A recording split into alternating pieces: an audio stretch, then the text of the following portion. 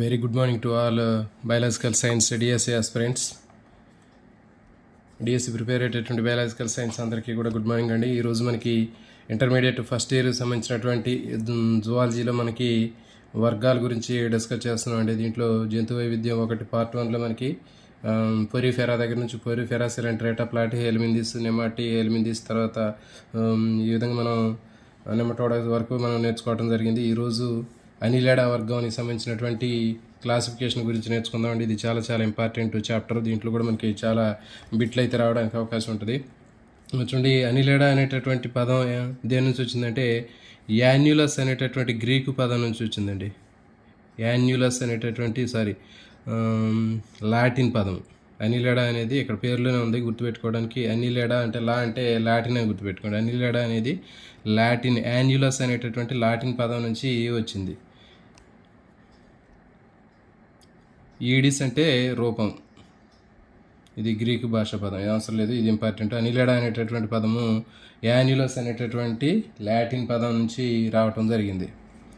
అయితే ఈ పదాన్ని రూపొందించినటువంటి శాస్త్రవేత్త లామార్క్, చాలా ఇంపార్టెంట్ అండి. అనిలేడా పదాన్ని రూపొందించినటువంటి శాస్త్రవేత్త ఎవరో అని అడుగుతాడు. లామార్క్ అండి. అనిలేడా పదాన్ని లామార్క్ అనేటటువంటి శాస్త్రవేత్త దీన్ని రూపొందించడం జరిగింది. పేరులో ఉంది అనిలేడా. లా అనగానే మనకి లాటిన్ పదము, లామార్క్, రెండు కూడా ప్రొనౌన్స్ అవుతాయి. అక్కడ మనకి చూడండి, లా అంటే లామార్క్, లా అంటే లాటిన్ అనిలేడాలో. మరి ఇవన్నీ కూడా కొన్ని భూమి మీద నివసించేటటువంటి భూచర జీవులు ఉంటాయి, మరి కొన్ని సముద్రపు నీటిలో ఉంటాయి, మరి కొన్ని మంచినీటిలో నివసిస్తుంటాయి, కొన్ని పరాణ జీవులు ఉంటాయి, కొన్ని స్వేచ్ఛా జీవులు ఉంటాయండి.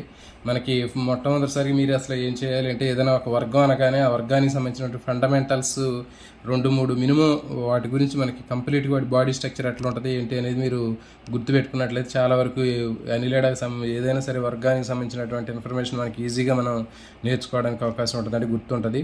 సో ఇక్కడ మనకి అనిలేడా అనగానే మనకి వానపాము, తర్వాత జలగ, సో ఇవి గుర్తుపెట్టుకున్నట్లయితే మనకి ఈజీగా గుర్తుంటుంది.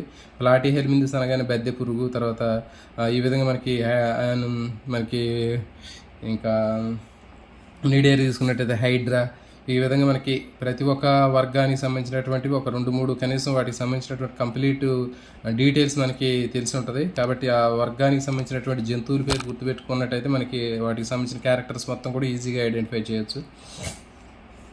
సో తీసుకున్నట్లు ఇవి కొన్ని స్వేచ్ఛాజీవులు, కొన్ని పరాన్నజీవులు అని చెప్పి, అంటే జనరల్గా మనకి వానపాములు ఉంటాయి, వానపాములు అన్నీ కూడా మనకి స్వేచ్ఛాజీవులే. పరాన్నజీవులు అంటే జలగలు తీసుకున్నట్లయితే జలగలన్నీ కూడా మనకి పరాన్నజీవులే మనకి తెలుసు. సో కాబట్టి ఈ విధంగా మనకి కొన్ని స్వేచ్ఛాజీవులు ఉంటాయి, కొన్ని పరాన్నజీవులు అనేవి కనిపిస్తూ ఉంటాయి దీంట్లో. తర్వాత ఇవి అన్నీ కూడా త్రిస్తరిత జీవులు.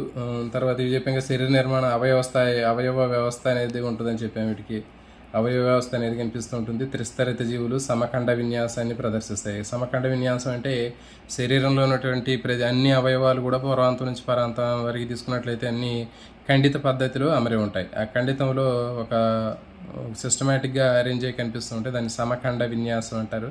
సో కాబట్టి గుర్తుపెట్టుకుంటే ఇది త్రిస్తరిత జీవులు. బహిస్త్వచము, మధ్యస్థోచము, అంతస్థోచము, ఈ విధంగా 3 పొరలు ఉంటాయి. తర్వాత అందుకే త్రిస్తరిత జీవులు అని చెప్తున్నారు. నెక్స్ట్ సమఖండ విన్యాసాన్ని మెటామేరిజం అంటారు. ఈ మెటామేరిజం కూడా ప్రదర్శించేటటువంటి నిజమైనటువంటి శరీర కోరం కలిగినటువంటి జీవులు. చెప్పాం కదా, వీటిలో శరీర కోరం అనేది నిజమైన శరీర కోరం ఉంటుందని చెప్పాం. అంటే దీంట్లో ఇది బహిస్త్వచము, పేగు, ఇది అంతస్థోచము. ఈ రెండింటికి మధ్యలో మధ్యస్థోచం చీలిపోయి మనకి ఏమవుతుందంటే ఈ విధంగా ఆంత్రవేషణ పొర అనేది ఏర్పడుతుందని చెప్పాం. ఈ మరి ఆంత్రవేషణపు పొర అనేది మనకి 2 వైపులా ఉంటుంది. శరీర కుడ్యానికి లోపల, పేగుకు బయట రెండు వైపులా ఉంటుంది. కాబట్టి మనకి దీన్ని ఏమని చెప్తున్నారంటే నిజమైనటువంటి శరీర కోరం అంటారు. మరి ఇది లేకపోతే మిథ్యా శరీర కోరం అని చెప్తారు. నెమటోడాలో మనకి శరీర కోరం ఉంటుంది, కానీ దీనికి లోపల బయట, ఈ శరీర కోరానికి బయట లోపల ఉండేటటువంటి ఆంత్రవేషణం లేదా పెరిటోనియం అనేటటువంటి లేయర్ లేదు, కాబట్టి అవి మిథ్యా శరీర కోరం. ఇక్కడ అనిలేడా దగ్గర నుంచి మనకి నిజ శరీర కోరం అండి, అన్నీ కూడా గుర్తుపెట్టుకోండి.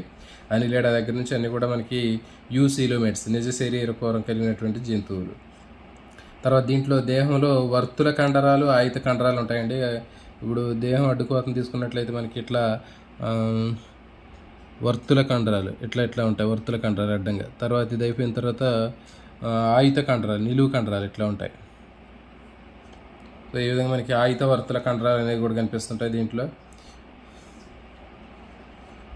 తర్వాత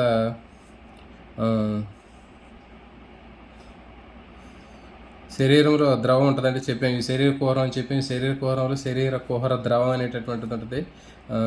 మరి శరీర కుహర ద్రవం అనేటటువంటిది సీలోమిక్ ఫ్లూయిడ్ అని చెప్పాం కదా. సీలోమిక్ ఫ్లూయిడ్ ఉండటం వల్ల ఏంటంటే ఇది ఒక అస్థిపంజరంలాగా పనిచేస్తుంది. అంటే ఇది లిక్విడ్ రాగంలో ఉంది కాబట్టి దీన్ని జలస్థితిక అస్థిపంజరం అని చెప్తారు. హైడ్రోస్టాటిక్ స్కెలిటన్ లాగా పనిచేసి ఇది శరీరానికి దృఢత్వాన్ని కలిగించుద్దండి, గమనానికి కూడా ఉపయోగపడుద్ది. ఇంపార్టెంట్ ఇది.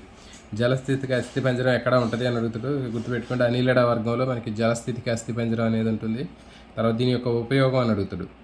ఏంటి అంటే శరీరానికి దృఢత్వాన్ని కలిగించడం, గమనానికి సహాయపడటం, పై రెండు ఏది కాదు అంటాడు. కాబట్టి అప్పుడు శరీర భాగాలకి దృఢత్వాన్ని ఇచ్చింది, ఒక స్కెలిటన్ లాగా పనిచేసిద్ది. తర్వాత గమనానికి కూడా ఉపయోగపడిద్ది.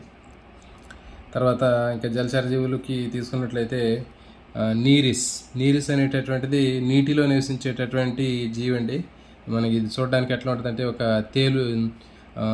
తేలులాగా జెర్రీలాగా కనిపిస్తుంటుందండి. నీరిస్ అనేది ఒక జెర్రీలాగా ఉంటుంది. దీంట్లో పార్శ్వ ఉపాంగాలు ఉంటాయి, వీటిని పార్శ్వపాదాలు అంటారు, పారాపోడి అంటారు. చాలా చాలా ఇంపార్టెంట్. ఇది నీటిలో ఈదడానికి సహాయపడతాయి. పార్శ్వపాదాలు అనేటివి నీటిలో ఈదడానికి ఉపయోగపడతాయి. ఎందులో ఉంటాయి అని అడుగుతారు, గుర్తుపెట్టుకోండి. నీరిస్లో మనకి జెర్రీలాగా ఉంటుంది, ఇది బారుగా ఇట్లుండి పార్శ్వపాదాలు అనేవి రెండు పక్కల ఇట్లా మనకు కనిపిస్తుంటాయి. సేమ్ చూడడానికి జెర్రీలాగే ఉంటుందండి. సో కాబట్టి ఇది నీరిస్లో ఉండేటటువంటి చలనాంగాలు ఏంటంటే పార్శ్వపాదాలు అండి, పారాపోడి అంటారు. లేకపోతే పార్శ్వపాదాలు పారాపోడి క్రింది వాటిలో ఏ జీవిలో ఉంటాయి అంటాడు. నీరిస్, తర్వాత జలగ, తర్వాత వానపాము, ఇట్లా ఆప్షన్స్ ఇచ్చినప్పుడు మీరు నీరిస్ అని గుర్తుపెట్టుకోండి, ఇంపార్టెంట్. ఇది ఏదడానికి ఉపయోగపడతాయి. కొన్ని జీవుల్లో కైటిన్తో నిర్మితమైనటువంటి శోకాలు కూడా ఉంటాయండి. ఇప్పుడు ఫర్ ఎగ్జాంపుల్ వానపాములు తీసుకున్నాం అనుకోండి. వానపాములు శోకాలు అనేవి ఉంటాయి, అవి కైటిన్తో తయారైతాయి, ఇంపార్టెంట్ ఇది. వీటిలో శీర్షత ఎక్కువగా ఉండి స్పష్టమైనటువంటి తల జ్ఞానాంగాలు ఉంటాయండి. ఇది బాగా ఇంపార్టెంట్, ఇది గుర్తుపెట్టుకోండి. వీటిలో శీర్షత అనేది చాలా ఎక్కువ, సెఫలైజేషన్ అనేది ఎక్కువ డెవలప్ అయి ఉంటుంది. అంటే కళ్ళు, తల, మనకి ఎట్లయితే తల తర్వాత స్పష్టమైనటువంటి తల ఉందో అట్లా వీటికి కూడా స్పష్టమైనటువంటి తల ఉంటుంది. అంటే ఇంతకుముందు మనకి ప్లాటిహెల్మింథిస్లో ప్రత్యేకమైనటువంటి తల కానీ అలాంటివి ఏమీ లేవు, కానీ వీటిలో మాత్రం ప్రత్యేకమైనటువంటి తల అనేది కనిపిస్తుంటుందండి. స్పష్టమైనటువంటి తల ఉంటుంది. ఆ తల మీద మనకి పొడవైనటువంటి జ్ఞానాంగాలు ఉంటాయి, స్పర్శ శృంగాలు లాంటివి. తర్వాత కళ్ళు స్పష్టంగా ఉంటాయి. దీన్ని శీర్షత అని చెప్పడం జరుగుతుంది. ఎగ్జాంపుల్ ఏంటంటే నీరిస్. అంటే ఇప్పుడు మనకు వానపాములు ఇట్లా శీర్షత ఉండదు, కానీ ఇదే అనిలిడా వర్గానికి చెందినటువంటి నీరిస్ లాంటి జంతువులు తీసుకున్నట్లయితే ఇట్లా మనకి సెఫలైజేషన్ అనేది స్పష్టంగా ఉంటుంది. నీరిస్లో ప్రసరణ సహిత పార్శ్వపాదాలు శ్వాసక్రియలో కూడా పాల్గొంటాయి, ఇంపార్టెంట్ అండి, ఇది గుర్తుపెట్టుకోండి. నీరిస్లో ఉన్నటువంటి పార్శ్వపాదాల యొక్క ఉపయోగం అంటాడు ఏంటంటే చలనానికి, నీటిలో ఈదడానికి, తర్వాత పార్శ్వపాదాలు అనేవి కూడా ఇంకా మనకి శ్వాసక్రియలో కూడా ఉపయోగపడతాయి, రెస్పిరేషన్లో కూడా పార్టిసిపేట్ చేస్తాయి, గుర్తుపెట్టుకోండి. ఈదడము ఈదడానికి తర్వాత శ్వాసక్రియకు ఉపయోగపడతాయి. ఇవి పార్శ్వపాదాలు, పారాపోడి అండి. నీరిస్ గుర్తుపెట్టుకోండి, చాలా చాలా ఇంపార్టెంట్ ఇది. నెక్స్ట్ సంవృత రక్త ప్రసరణ వ్యవస్థ ఉంటుందండి. మొట్టమొదటి అసలు రక్తం అనేది మనకి అనిలిడా వర్గంలోనే మొట్టమొదటిసారిగా కనిపిస్తుంది, ఇంపార్టెంట్ గుర్తుపెట్టుకోండి. మరి ఇప్పుడు మన శరీరంలో రక్తం ఏ విధంగా ఎరుపు రంగులో ఉందో అలాగే వీటిలో కూడా రక్తం అనేది అనిలిడా వర్గంలో మొట్టమొదటిసారిగా ఎరుపు రంగులో ఉన్నటువంటి రక్తం అనేది అనిలిడాలో ఉంది. అయితే దీంట్లో కూడా హిమోగ్లోబిన్ కూడా ఉందండి, చాలా చాలా ఇంపార్టెంట్. మనకు రక్తనాళాలు ఎట్లా ఉన్నాయో వీటిలో కూడా రక్తనాళాలు ఉంటాయి, సంవృత రక్త ప్రసరణ వ్యవస్థ ఉంటుంది. మనకి రక్తం ఎర్రగా ఎట్లా ఉంది వీటికి కూడా అట్లా ఉంటుంది. మనకి హిమోగ్లోబిన్ లాగా వీటిలో కూడా హిమోగ్లోబిన్ ఉంటుంది. దాంతోపాటు ఇంకో క్లోరోక్లోరిన్ అనేటటువంటిది, ఈ రెండు రకాలైనటువంటి శ్వాసవరణకాలు ఉంటాయి. ఇవి ఆక్సిజన్ని రవాణా చేయడానికి ఉపయోగపడే శ్వాసవరణకాలు, హిమోగ్లోబిన్, క్లోరోక్లోరిన్. మనకి హిమోగ్లోబిన్ ఒకటే ఉంటుంది వీటిలో, దాంతోపాటు అదనంగా క్లోరోక్లోరిన్ అనేది కూడా ఉంటుంది, శ్వాసవరణకాలు, రెస్పిరేటరీ పిగ్మెంట్. చూడండి, మొట్టమొదట సంవృత రక్త ప్రసరణ వ్యవస్థ ఈ క్రింది వాటిలో వేటిలో ఉంటుంది అంటే మనకి గుర్తుపెట్టుకోండి అనిలిడా. వానపాము అని కూడా చెప్పవచ్చు. వానపాములో ఉండే రక్త ప్రసరణ వ్యవస్థ ఏంటి అంటాడు, సంవృతం. రక్తనాళాల్లో ప్రయాణం చేస్తే దాన్ని సంవృత రక్త ప్రసరణ వ్యవస్థ అంటారండి. అట్లా కాకుండా మనకి కేవలం రక్తనాళాలు లేకుండా బయట ప్రయాణం చేస్తే దాన్ని వివృత, ఓపెన్ టైప్ సర్క్యులేషన్ అంటారు. నెక్స్ట్ వచ్చేటటువంటి ఆర్ద్రోపడాలో వివృత రక్త ప్రసరణ వ్యవస్థ ఉంటుంది. ఓకే, ఇది ఇంపార్టెంట్ గుర్తుపెట్టుకోండి. అనిలిడా వర్గంలో ఉన్నటువంటి శ్వాసవర్ణకాలు ఏంటి అంటాడు, హిమోగ్లోబిన్, క్లోరోక్లోరిన్, పై రెండు ఏది కాదు, పై రెండు హిమోగ్లోబిన్, క్లోరోక్లోరిన్. అయితే హిమోగ్లోబిన్ అనేది ఎక్కడ ఉంటుంది అని అడుగుతాడు. అనిలిడా వర్గంలో హిమోగ్లోబిన్ ఎక్కడ ఉంది, మానవుడిలో మనకి ఎక్కడ ఉంటుంది అని అడిగితే మనకి మాత్రం ఎర్ర రక్త కణాల్లో ఉంటుంది హిమోగ్లోబిన్. కానీ ఇక్కడ అనిలిడా వర్గంలో మాత్రం ప్లాస్మాలో ఉంటుందండి. ఇది ఇంపార్టెంట్, గుర్తుపెట్టుకోండి. ప్లాస్మాలో ఉంటుంది. ప్లాస్మాలో హిమోగ్లోబిన్ అనేది ఉంటుంది. దీనికి ఇంపార్టెంట్ ఇది. ఇంకా ప్లాస్మాలో కరిగి ఉంటుంది, ఇంపార్టెంట్ అండి. తర్వాత వృక్కాలు ఉంటాయి దీంట్లో, అంటే విసర్జన కోసం ఉపయోగపడేటటువంటి వృక్కాలు. ఇవి అంత్యవృక్క రకానికి చెందినటువంటి, అంటే వృక్క ముఖాలు అనేవి ఉండవు. ఇట్లా మనకి ఒక వృక్కాన్ని తీసుకున్నట్లయితే ఇట్లా మెలికలు పడి ఉంటుంది. ఈ మెలికలు పడి ఉన్నటువంటి దీనికి ఒక గరాటులాగా ఉన్నటువంటి ఓపెనింగ్ ఉంటుందండి. అంటే ఆ వ్యర్థ పదార్థం కలెక్ట్ చేయడానికి ఇట్లా ఒక గరాటులాగా ఉన్నటువంటిది మనకి కనిపిస్తుంటుంది ఇట్లా. సో ఈ గరాటులాగా ఉండి తర్వాత ఇట్లా మెలికలు పడి ఉంటుంది. కాబట్టి ఈ గరాటులాగా ఉన్నటువంటి నిర్మాణం ఉంటే దాన్ని వృక్క ముఖం అని చెప్తారు. అది అంత్యవృక్క రకానికి చెందినటువంటి వృక్కాలు ఉంటాయి. వీటిలో వృక్క ముఖాలు అనేవి ఉండవు. ఇది గుర్తుపెట్టుకోండి. అంత్యవృక్క రకానికి చెందినటువంటి వృక్కాలు ఉంటాయి. అది గుర్తుపెట్టుకోండి. డైరెక్ట్గా ఇట్లా పెడతారు. అనిలిడా వర్గంలో ఉన్నటువంటి వృక్కాలు ఈ క్రింది వాటిలో ఏ రకానికి చెందినవి అంటాడు. అంత్యవృక్క రకానికి చెందినవి. అంత్యవృక్క, ప్రథమ వృక్క, మధ్యవృక్క రకానికి చెందినటువంటి ఉంటాయి. వాటికి సంబంధించిన నెక్స్ట్ ఈసారి వచ్చినప్పుడు మొత్తం మనకి కార్డియాటకు సంబంధించినటువంటివి మొత్తం కూడా ఉంటాయి. అక్కడ మనకు అర్థమైంది మొత్తం, ఇక్కడ ఎక్స్ప్లెయిన్ చేద్దామండి. నెక్స్ట్ ఇవన్నీ కూడా బాహ్య చర్మం నుంచి ఉద్భవిస్తాయి. ఇవి బాహ్య చర్మం నుంచి ఉద్భవిస్తాయి, ఇంపార్టెంట్. ఇవి అంత్యవృక్కాలు బాహ్య చర్మం నుంచి ఏర్పడతాయి. ఇవి ద్రవాభిసరణ క్రమతకి, విసర్జన క్రియకు ఉపయోగపడతాయి. విసర్జక పదార్థాన్ని విసర్జిస్తే అది విసర్జన క్రియ. ద్రవాభిసరణ క్రమత అంటే ఫర్ ఎగ్జాంపుల్ నీళ్ళల్లో ఉన్నటువంటి జంతువులు అధికంగా నీరు లోపలికి వచ్చిందనుకోండి, మరి ఎక్సెస్ ఆఫ్ వాటర్ మరి బయటికి పోతే కణాలన్నీ కూడా డ్యామేజ్ అయ్యే అవకాశం ఉంటుంది. కాబట్టి ఎక్కువగా ఉన్నటువంటి నీటిని బయటికి పంపించడానికి ఇవి ఉపయోగపడతాయి. ఎంతవరకు నీళ్ళు ఉండాలో అంతవరకు ఉంచుకొని మిగిలింది బయటికి పంపించడానికి ఉపయోగపడుతుంది ద్రవాభిసరణ క్రమత. నెక్స్ట్ దీంట్లో నాడీ వ్యవస్థ తీసుకున్నట్లయితే 2 జతల నాడీ సందులు ఉంటాయండి. 2 జతల నాడీ సందులు మస్తిష్క అధోగ్రసని తర్వాత అధిగ్రసని నాడీ సందులు అండి ఇవి. మస్తిష్క అధోగ్రసని మస్తిష్క అధిగ్రసని అండి. ఇక్కడ 2 ఒకే పేర్లు ఇచ్చాడు. మస్తిష్క అధోగ్రసని ఈ రెండింటి నుంచి ఏర్పడితే 2 జతల నాడులు అనేవి ఏర్పడతాయి. అయితే ఇవి గ్రసని చుట్టూ ఉంటాయండి. వీటిలో బిట్ ఎట్లా అడుగుతారంటే అధిగ్రసని నాడీ సందులు అంటారు వీటిని. అధిగ్రసని నాడీ సందులు అంటారు. మనకి దీనికి సంబంధించి నెక్స్ట్ నాడీ వ్యవస్థ టాపిక్ వచ్చినప్పుడు మనం దాని గురించి డిస్కస్ చేద్దామండి. ఇక్కడ అధిగ్రసని నాడీ సందులు అనేవి గుర్తుపెట్టుకోండి. అంటే గ్రసని దగ్గర ఇవి నాడీ సందులు అనేవి ఏర్పడటం జరుగుతుంది. ఇట్లా మనకి గ్రసని దగ్గర ఇట్లా నాడీ సందులు అనేవి ఏర్పడతాయి. ఇక్కడ ఇది గుర్తుపెట్టుకోండి. తర్వాత కంపారిజన్ దానికి సంబంధించినటువంటి ఆర్ద్రోపోడాలో ఇంకోటి ఆహార వాయిక ఉంటుంది. అధ్యాహార వాయిక నాడీ సందులు అంటారు. దాంట్లో అంటే గ్రసని దగ్గర నాడీ సందులు ఏర్పడుతుంది, దాని తర్వాత ఆహార వాయిక ఉంటుంది. కాబట్టి అట్లా వరుస ప్రకారం దీంట్లో గ్రసని నాడీ సందులు ఉంటాయి, దాంట్లో ఆహార వాయిక నాడీ సందులు ఉంటాయి ఆర్ద్రోపోడాలు. ఓకేనా. నెక్స్ట్ ఒక రింగ్ లాగా ఉంటుంది. ఇది 2 కూడా కలిసిపోయి ఒక రింగ్ లాంటి నిర్మాణాన్ని ఏర్పరుస్తాయండి ఇవి.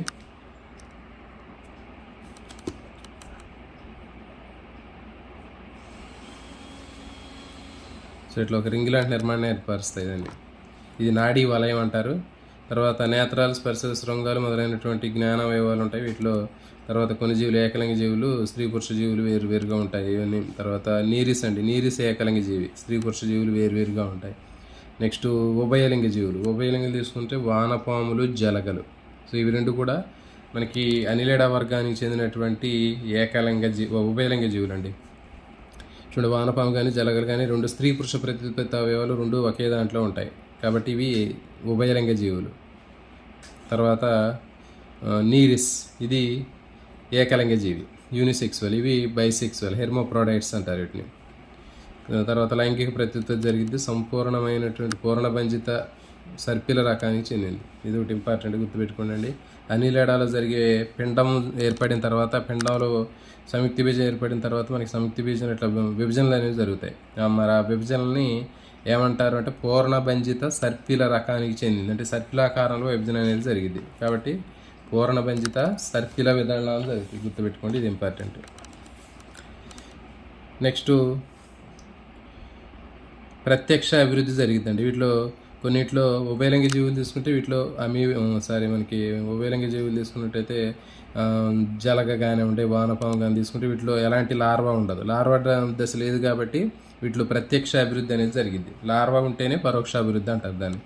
తర్వాత ఏకలింగ జీవుల్లో మాత్రం మనకి పరోక్ష అభివృద్ధి ఉంటుంది. అంటే దీంట్లో ఏకలింగ జీవులు నీరిస్ తీసుకుంటే దాంట్లో ఈ నీరిస్లో ఏకలింగ జీవులు కాబట్టి వీటిలో పరోక్ష పిండాభివృద్ధి ఉంటుంది. అంటే ఏంటి, వీటిలో లార్వా ఉంటుంది. అదేంటి అంటే ట్రోకోఫోర్ లార్వా.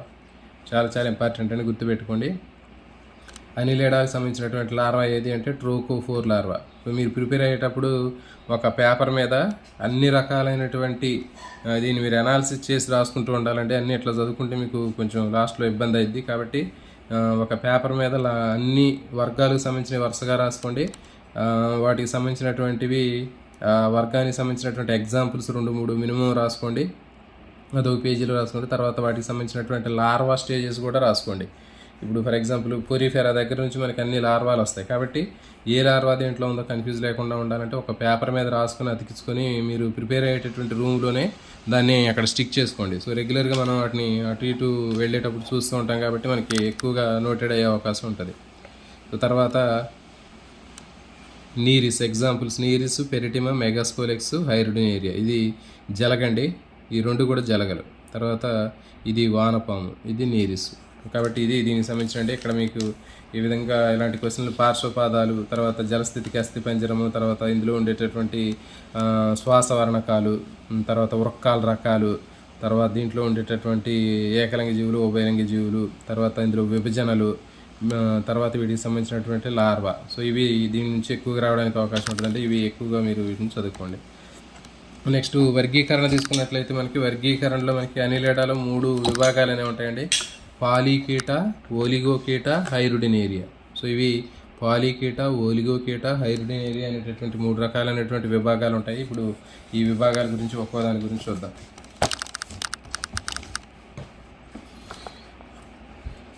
సో ఇక్కడ చూడండి పాలీకీట. పాలి అంటే ఏంటి అంటే మోర్ అని అర్థం, అంటే ఎక్కువ, చాలా. కీట అంటే శోకాలు. సో అనేక శోకాలు కలిగినటువంటి జీవుల్ని పాలీకీట అంటారండి. ఇప్పుడు మీరు పాలీకీట అనగానే ఇక్కడ మీకు కనిపిస్తుంది కదా నీరిస్, ఇది ఒకటి గుర్తుపెట్టుకోవాలి మీరు. పాలీకీట అనగానే దీంట్లో చాలా శోకాలు కనిపిస్తున్నాయి, అనేక శోకాలు ఉన్నాయి, జెర్రీలాగా ఉంటుందని చెప్పాం కదా. దీంట్లో సెఫలైజేషన్, తల బాగా స్పష్టంగా ఉంటుంది, ముందుండేటటువంటి ఉపాంగాలు కూడా బాగా అభివృద్ధి చెంది ఉంటాయని చెప్పాం. సో కాబట్టి పాలీకీట అనగానే మీరు నీరిస్ మీకు కంప్లీట్గా ఇమేజ్ మీకు మైండ్లో రావాలండి. ఇవన్నీ కూడా సముద్రంలో నివసిస్తుంటాయి. సాధారణ వీటిని బ్రిస్టిల్ పురుగులు అంటారు. బ్రిస్టిల్ పురుగులు అని పిలుస్తారు. ఇంపార్టెంట్ ఇది. ఇవి నీటిలో స్వేచ్ఛా జీవులు. ఇలాంటి పరాణ జీవితానికి గడప. మిగతావి బొరియల్లో ఉంటాయి, కొన్ని నాళాల్లో ఉంటాయి. వీటిలో స్పష్టమైనటువంటి నేత్రాలు ఉంటాయి, స్పర్శకాలు ఉంటాయి, స్పర్శాంగాలు లాంటి జ్ఞానవయవాలు అనేవి కూడా ఉంటాయి. నెక్స్ట్ పార్శ్వపాదాలపైన అనేక శోకాలు ఉండటం వల్ల వీటిని పాలీకీట అంటున్నారు. వీటిలో పార్శ్వపాదాలు ఉంటాయి, వాటి మీద అనేక శోకాలు ఉంటాయి, ఇవి చూడండి ఇట్లా. సో కాబట్టి వీటిని పాలీకీట అని చెప్పడం జరిగింది.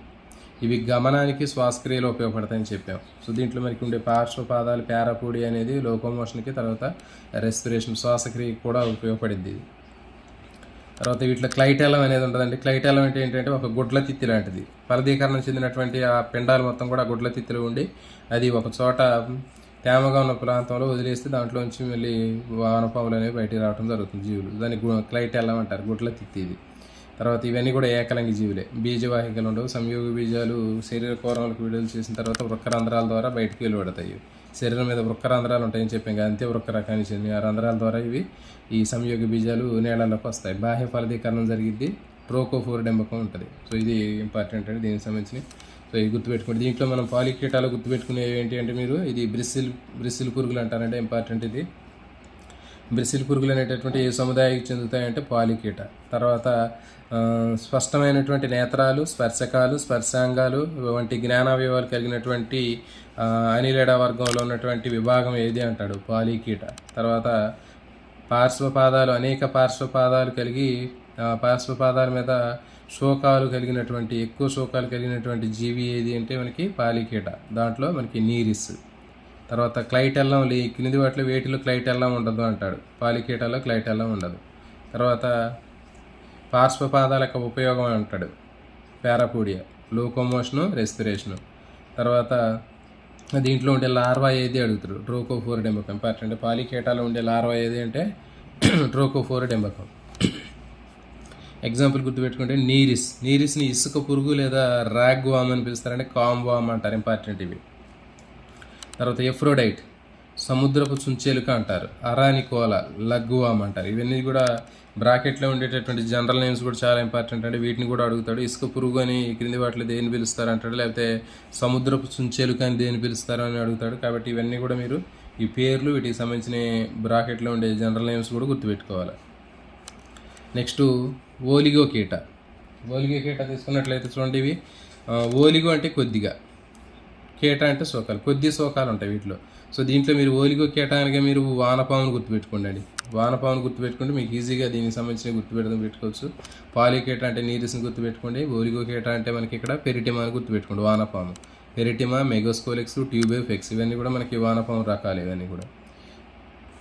ఇవన్నీ మనకు తెలుసు. వానపాము అనగానే వానపాములు తేమలో నివసిస్తుంటాయి, కొన్ని మంచినీటిలో నివసిస్తుంటాయి. ట్యూబిఫెక్స్ గుర్తుపెట్టుకోండి అండి. ఇది మామూలుగా వానపాములన్నీ కూడా తేమ నేలలో ఉంటాయి, కానీ నీటిలో ఉండేటటువంటి ఓలిగో కీటా జీవి ఏది అంటే వానపాము ట్యూబిఫెక్స్, ఇంపార్టెంట్ ఇది.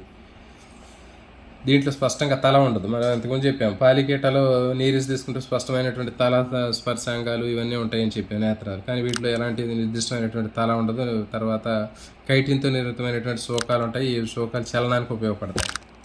అందుకు పాలికీటలో ఎక్కువ శోకాలు ఉంటాయని చెప్పాము, దీంట్లో తక్కువ శోకాలు అనేవి ఉంటాయి, కైటిన్తో ఏర్పడతాయి. నెక్స్ట్ క్లైటెల్లం అనేది సంతానోత్పత్తి కాలంలో గుడ్ల తిత్తిని ఏర్పరుస్తుందండి. క్లైటెల్లం అనేటటువంటి దీనికి 14, 15, 16 ఆ ఖండితాల మధ్యలో దగ్గరలో మనకి ఒక బ్లాడర్ లాంటిది ఉంటుందండి. ఇప్పుడు వానపాము పైన ఒక రింగ్ లాంటి నిర్మాణం ఉంటుంది, దీన్ని క్లైటెల్లం అంటారు. ఇది గుడ్ల తిత్తిని ఏర్పరచడానికి ఉపయోగపడుతుంది ఇది. సో దీనికి సంబంధించింది మనకి టైప్ స్టడీ ఉంటుందండి. ఆ టైప్ స్టడీలో మనకి దీని గురించి మనం డీటెయిల్స్ నేర్చుకోవచ్చు అక్కడ. తర్వాత క్లైటెల్లం సంబంధించినటువంటి సంతానోత్పత్తి కాలంలో గుడ్ల తిత్తిని ఏర్పరిచేది ఏది అని అడుగుతాడండి. దేంట్లో ఉంటుందంటే పాలికీట. గుడ్ల తిత్తి క్రింది వాటిలో దేంట్లో ఉంటుంది? ఓలిగో కీట. లేకపోతే క్లైటెల్లం ఎందులో ఉంటుంది అని అడుగుతాడు.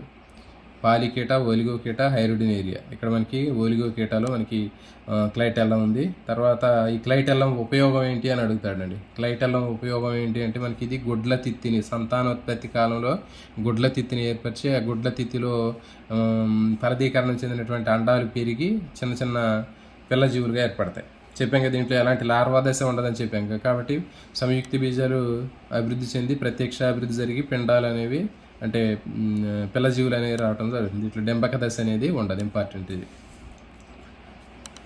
పెరిటిమా, మెగాస్కోలెక్స్, ట్యూబిఫెక్స్. నెక్స్ట్ హైరుడినేరియా తీసుకున్నట్లయితే దీంట్లో మనకి జలగలు చేర్చారంటే దీన్ని గుర్తుపెట్టుకుంటే హైరుడినేరియా గ్రాన్యులోజా అంటే జలగ. మనకి జలగ శాస్త్రీయనామం తెలుసు, హైరుడినేరియా గ్రాన్యులోజా అంటారు. కాబట్టి ఆ పేరు మీద హైరుడినేరియా గ్రాన్యులోజా పేరు మీదే హైరుడీనియా అని గుర్తుపెట్టుకోండి. ఇది హైరుడీనియా విభాగంలో హైరుడినేరియా జలగలు ఉంటాయి. అయితే ఇవి బాహ్య పరాన్న జీవితానికి గడుపుతాయి. మనకి జలగ రాగానే వాటికి సంబంధించిన క్యారెక్టర్స్ అన్ని గుర్తుపెట్టుకోవాలండి మీరు. దాన్ని చూడగానే మనకి ఐడియా వచ్చింది మొత్తం కూడా. సో ఇవి చాలా వరకు మనకి మంచి నేలలో ఇస్తూ ఉంటాయి. ఇక్కడ మనకి భూమి మీద కనిపిస్తూ ఉంటాయి, మంచి నేలలో ఉంటాయి, కొన్ని సముద్ర నేలలో ఉంటాయి. తర్వాత తేమగా ఉండే నేల మీద కూడా ఉంటాయి భూచరాలు. ఇవి పృష్ఠోదర తలాల్లో అంచబడి కనిపిస్తూ ఉంటాయండి. ఈ విధంగా మనకి పృష్ఠోదర తలాల్లో అంచబడి కనిపిస్తుంటాయి.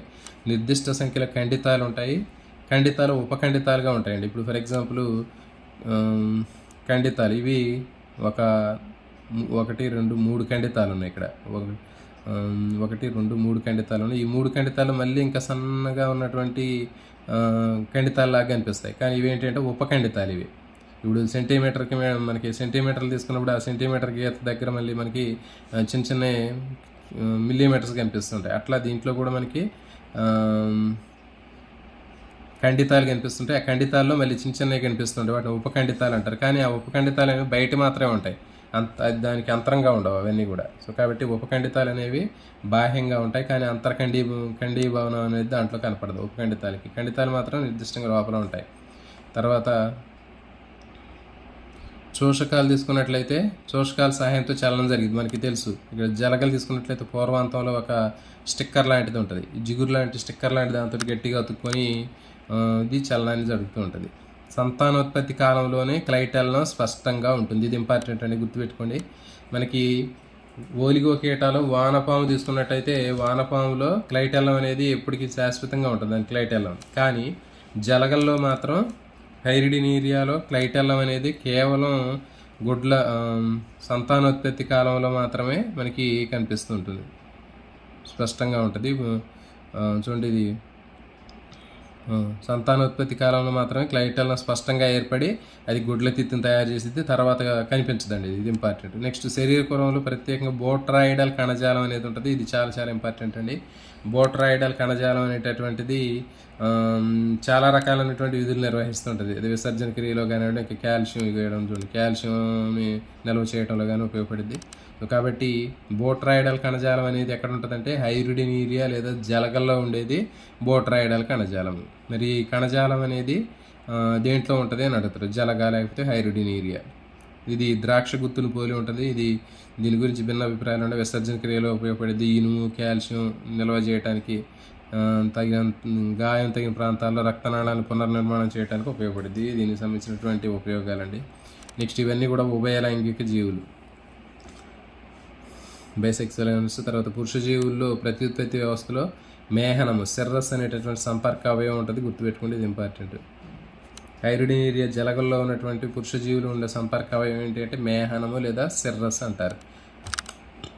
అంతర్ఫలదీకరణ జరుగుద్ది, ప్రత్యక్షంగా పిండాభివృద్ధి అనేది జరుగుతుంది. లార్వాలు ఉండవు. ఎగ్జాంపుల్ హైరుడినేరియా గ్రాన్యులోజా, మంచినీటి జలగ, సముద్రపు జలగ ఇంపార్టెంట్ అండి. ఇది పాంటోప్డెల్లా అని సముద్రపు జలగ అంటారు. తర్వాత భూచర జలగ, హిమోడిస్పా అంటారు. ఇది భూమి మీద నివసించింది, అంటే నీళ్లు కానీ తేమ కానీ లేకపోయినప్పుడు కూడా ఇది నివసించగలిగింది. హైరుడినేరియా గ్రాన్యులోజా అనేది మంచినీటి జలగ, తేమ ప్రాంతాల్లో ఎక్కువగా ఉంటుంది. తర్వాత ఇది కంప్లీట్గా భూమి మీదే ఉంటుంది, నీళ్ళు లేకపోయినా ఉంటుంది. హిమోడిస్పా అనేది భూచర జలగ. తర్వాత పాంటోప్డెల్లా అనేది సముద్ర జలగ. సో ఇవండి దీనికి సంబంధించిన. దీంట్లో మీరు ఇవన్నీ కూడా హైరుడినేరియాలో జలగాని గుర్తుపెట్టుకోండి. ఇవన్నీ కూడా బాహ్య పరాన్న జీవులు, కొన్ని భూమి మీద, నేల మీద, తర్వాత సముద్ర నీళ్ళల్లో ఉంటాయి. తర్వాత ఖండితాలు ఉంటాయి నిర్దిష్ట సంఖ్యలో. ఆ ఖండితాలు మళ్ళీ ఉపఖండితాలుగా ఉంటాయి. వీటిలో ఈ ఉపఖండితాలకు మాత్రం అంతర్ఖండీభవనం అనేది కనపడదు. శోషకాలతోటి చలనం జరిపిద్ది. ఈ శోషకాలు ఆహార జీవిని పట్టుకోవడానికి ఉపయోగపడతాయి. దాంట్లో ఆ శోషకాల లోపల మనకి ఇట్లా వయ్యాకారంలో ఉన్నటువంటి దవడలు కూడా ఉంటాయి. దవడలతోటి అది కురికి రక్తాన్ని పీల్చుకుంటుంది. ఒకసారి రక్తాన్ని, దీంట్లో ఎక్కువగా డైజెస్టివ్ సిస్టమ్ బాగా డెవలప్ అయి ఉంటుందండి. దీంట్లో ఒకసారి రక్తాన్ని నింపితే దాదాపు ఒక 6 months వరకు అది జీవించగలిగింది, రద్దీ లేకుండా మళ్ళీ. తర్వాత దీంట్లో ప్రత్యేకంగా సంతానోత్పత్తి కాలంలో మాత్రం క్లైటెల్లం ఏర్పడింది అండి. ఇది గుడ్ల తిత్తిని ఏర్పరిచింది. ఇది చాలా చాలా ఇంపార్టెంట్. నెక్స్ట్ దీంట్లో ప్రత్యేకంగా బోట్రాయిడల్ కణజాలం అనేటటువంటిది ఉంటుంది శరీర కోరంలో. ఇది వివిధ రకాలైనటువంటి విసర్జన, కాల్షియం, ఇనుముని నిల్వ చేయడం, గాయాలు తగినటువంటి ప్రాంతాలు రక్తనాళాలు పునర్నిర్మాణం చేయడం జరిగింది. ఇవన్నీ ఉభయలైంగిక జీవులు. పురుష జీవుల్లో మాత్రం మేహనము లేదా సెర్రస్ అనే సంపర్క అవయవం ఉంటుంది, ఇది ఇంపార్టెంట్. నెక్స్ట్ అంతర్ఫలదీకరణ, పిండాభివృద్ధి ప్రత్యక్షంగా జరిగిద్ది. దీంట్లో లార్వా ఉండదు. మంచినీటి జలగ హైరుడినేరియా, తర్వాత సముద్రపు జలగ పాంటోప్డెల్లా, భూచర జలగ హిమోడిస్పా. సో ఇవి దీనికి సంబంధించినటువంటివండి. ఎలాంటి మళ్ళీ నెక్స్ట్ సెషన్లో, మళ్ళీ వీలుంటే ఈవినింగ్ నెక్స్ట్ సెషన్లో, లేకపోతే రేపు మార్నింగ్ ఇంకొక సెషన్లో మనం కలుద్దామండి. రేపు మ్యాక్సిమం రేపు ఖాళీగానే ఉంటాను. రేపు మళ్ళీ ఇంకొంచెం ఎక్కువ క్లాసులు చేసే ప్రయత్నం చేద్దామండి. Okay, thank you for watching.